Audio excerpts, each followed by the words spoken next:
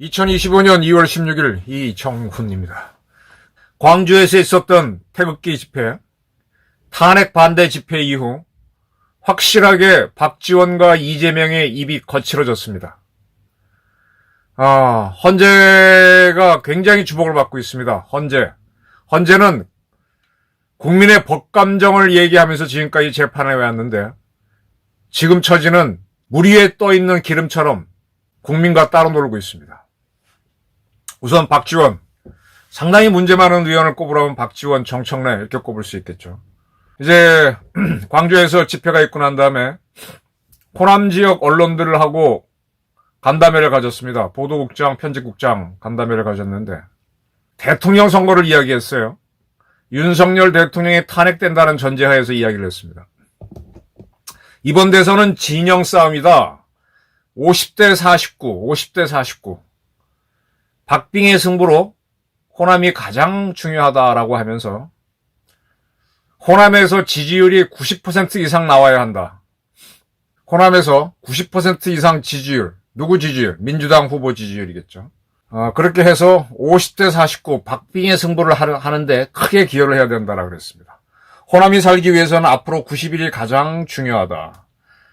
이거는 뭔가 하면은 대통령이 탄핵되면 2달 이내, 60일 이내에 대통령을 뽑아야 되죠.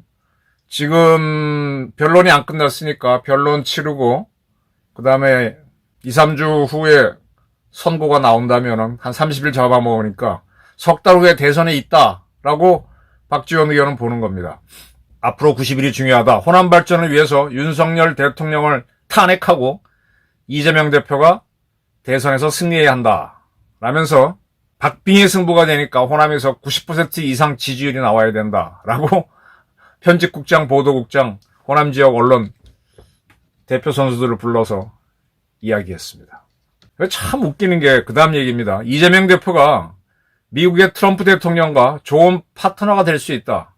라면서 미국 외교 전문지 Foreign Policy에 난 기사를 거론했어요. 미국 유력 인사도 이 대표의 대미 관계 등의 능력을 인정했다라고 하면서. 그러니까 한미 관계 이재명 대통령이 됐다 그래서 한미 관계가 전혀 훼손이 안 되고 좋아지니까 이재명 대통령 만들기에 호남 언론은 나서라 라고 당부를 한 거죠. 그리고 이제 개헌은 이재명 씨도 많이 얘기했던 건데 물리적 시간이 없다. 내란 세력 물타기가 돼서는 안 된다. 현재 개헌 문제에 대해서 누굽니까? 권 원내대표 국힘당에 내각제 개헌을 하자는 얘기 했는데 지금 이 개헌을 하는 걸로 인해서 시간을 끌려고 하죠. 그런 사이에 이재명 대표가 깜빵 가도록 하는 그런 움직임이 있으니까 그 내란 세력의 물타기를 당해서는 안 된다. 물리적 시간이 없다. 이재명 대표는 지난 대선 때 대선을 공약했지만 지금은 할 수가 없다. 당선되면 임기 중에 생각해야 한다. 이재명 당선시킨 다음에 개헌을 하자. 그리고 만에 하나 이재명 대표가 출마 못하면 김동연 경기지사가 어떨까? 그래놓고 웃으라고 한 소리겠죠. 이재명 대표가 안 된다면 나도 출마할 생각이 있다라고 해서 코미디를 만들었습니다. 자, 여기서 지금 이재명 트럼프 관계가 좋다라고 얘기한 거, 이거 박지원 씨가 이제 또 언론 물타기를 하고 있는데, 언론 공작을 하고 있는데 조금 설명을 해드릴게요. 요 보도는 문화일보가 2월 6일인가 5일날 보도하면서 알려졌던 건데, 미국의 Foreign Affairs라고 하는 외교안보 전문 유명한 잡지가 있어요. 그거 말고 Foreign Policy라고 하는 게 있는데, 여기에 홈페이지에, 아직 우리나라 잡지가 안 왔기 때문에 이제 홈페이지에 South Korean Conservatives make a desperate bid for Trump's aid. 한국 보수층 트럼프의 지원을 받기 위해 필사적인 노력을 한다. 한국 보수층이 트럼프의 지원을 받기 위해서 아주 필사적인 배팅을 한다. 이런 제목의 논문은 아니죠. 그냥 기사라 그래야 되나? 리포트. 대학교 때 리포트를 쓰고, 아티클을 쓰고, 페이퍼를 쓰고, 여러 가지가 있지 않습니까? 그때 기억하시면 됩니다. 논문은 아니란 얘기입니다. 리포트, 대학교 보고서 정도. 근데 이거는 포린 팔러시 이 매체에 근무하는 뭐 기자라고 해야 되나 편집진이 쓴 게 아니고 미셸 킴이라고 하는, 킴은 한국 사람 성이죠. 쓴 거예요. 그리고 그 사람은 서울에 있는 미국 변호사라고 자신을 밝혔습니다. 이 미셸 킴은 윤 대통령이 계엄 선언하고 탄핵된 때부터 해갖고 민주당에 유리한 글 3개를 이 포린 폴러시에 게재했던 사람, 보냈던 사람입니다. 그게 싫어졌던 거죠. 상당히 친야적인 사람입니다. 간단하게 하면 뭐냐? 이거 이제 옛날에 전두환 정부 때 많이 그랬죠. 일본 세계라고 하는, 일본 말은 세카이죠. 세카이라고 하는 잡지에 서울로부터의 통신 그래갖고 여기서 이제 좀 좌파적인 인사가 글을 보내면 한국 상황이 쫙 거기에 보도돼갖고 그걸 거꾸로 한국 언론이 받아서, 그때는 이제 전두환 정권을 독재로 보고 저항하는 세력이 많았으니까 외신에 난 거니까 그걸 보도 받아서 쓰는 경우가 많았는데, 그때는 하여간 국내에 뭔가 바로 언론에 언론이 잘 안 받아주면 외국 언론에, 일본 언론에 쓰게 한 다음에 받아쓰게 하는 경우가 많았거든요. 그런 방법을 쓴 거예요. 미셸 킴이라고 하는 사람이 필자로 나와가지고 포린 폴러시의 글을 실리도록 하면 그걸 받아갖고 국내에서 정치적인 걸 하는 거죠.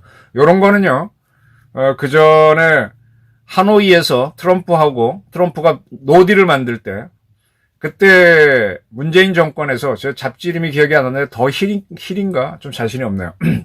그 매체에다가 트럼프 김정은 회담에서 이런 합의가 이루어질 것이다 하고 합의문이 딱 나온 적이 있어요. 다 이렇게 판몰이를 한 거죠. 그 국내 언론이 받았었는데 나중에 트럼프가 다 뒤집었죠. 도대체 이런 합의문이 어떻게 나오지? 그 매체가 대단한 매체도 아니었어요.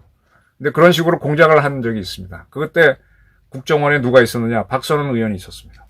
바로 이 포린 폴러시를 인용해서 이재명이 트럼프랑 상당히 친할 수 있다, 이렇게 주장을 합니다.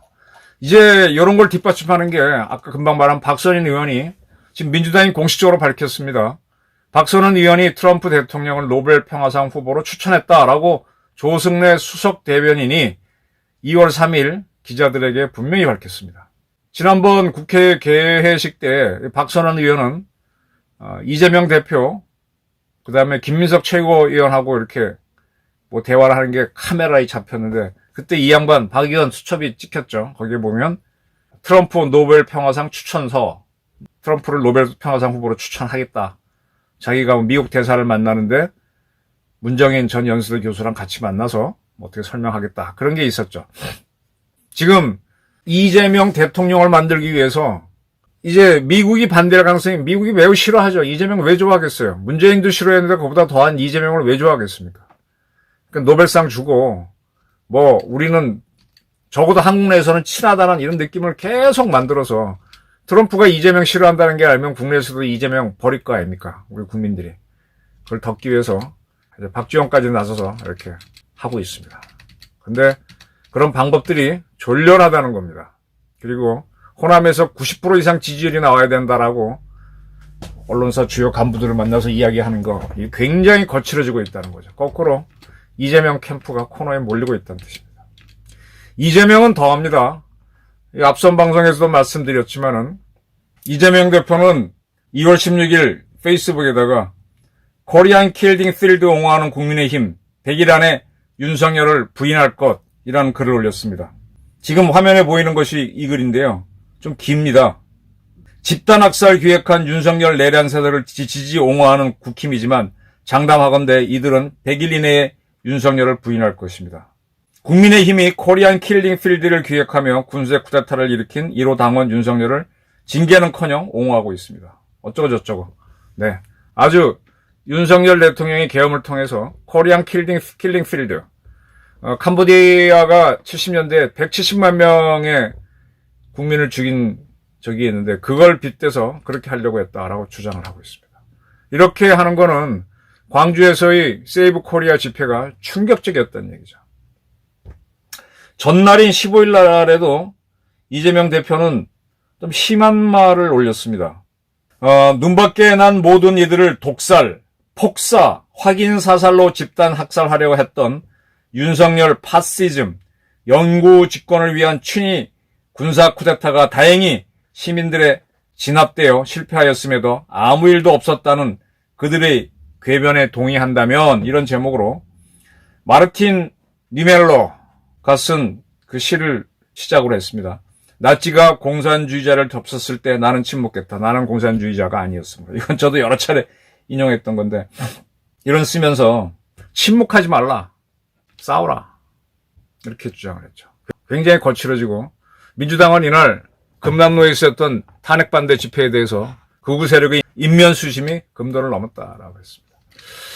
자, 이제 민주당도 굉장히 거칠어지고 있습니다. 이거는 국민 여론이 굉장히 변했기 때문에요.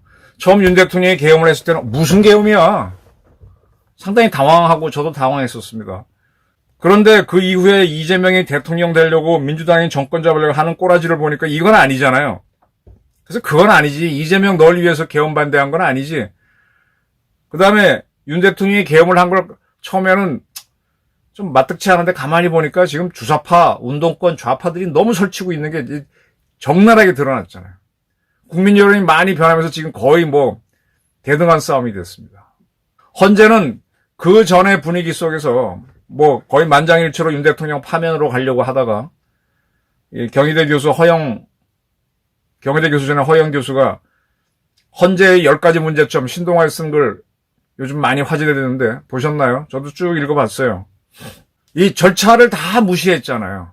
이 독과일이 문제면 독과일만 치우는 게 아니라 그 독과를 난 독나무까지 버려야 되는 독수 독과론이 있지 않습니까? 이 무슨 증거가 문제가 있는데 그 증거를 채집한 과정이 불법하고 과정이 틀렸으면 다 버리라는 거거든. 지금 헌재가 지금 윤 대통령 탄핵 심리하는 것 자체에 불법 요소가 너무 많아. 지금 형사소송법은 개정이 돼가지고 검찰에서 이 피의자가 얘기했던 것들이 법정에서 내가 그 진술 동의 못합니다 하면 증거로 채택이 안 된다고 분명히 바뀌었는데 헌재는 그걸 인용하겠다고 그렇게 하니까 이거 말이 안 되잖아요. 헌재가 너무 서둘러. 옛날 같았으면은 박근혜 대통령처럼 압도적으로 박 대통령 탄핵하라는 여론이 높았으면 그냥 갔겠지만은 지금은 이제 그 계엄령이 대한민국의 민주당 속에 숨어있는 호남 광주 애국심을 이용해서 좌파들이 준동하고 있다. 이런 걸 가르쳐준 계몽령이었다라고 하면서 헌재 너도 까불지 마 하면서 브레이크가 걸리면서 또 그러다가 지금 문영배 대행 고등학교 단톡방에 있는 글까지 나오면서 계속 공격이 들어가니까 헌재하고 지금 국민이 따로 놀게 된 거죠. 그러니까 이제 민주당이 거칠어지는 겁니다. 사실은 이러할 가능성은 충분히 있었죠. 왜냐하면 지난 대선에서 0.7%포인트 차이였죠.